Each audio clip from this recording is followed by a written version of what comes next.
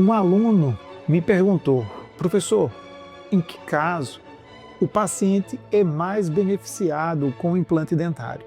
Eu respondi para ele o seguinte: se a queixa for funcional, isto é, porque o paciente não consegue mastigar, quem mais se beneficia com os implantes é principalmente aquele grupo de pacientes que perdeu os dentes inferiores, porque as próteses móveis para se usar na parte inferior acabam não funcionando muito bem depois que o paciente perde os dentes e tem a perda do osso. Por outro lado, se a queixa for estética, a perda de um único dente na região superior anterior vai impactar muito negativamente a estética deste paciente. Claro que não só a estética, a função também vai ficar comprometida.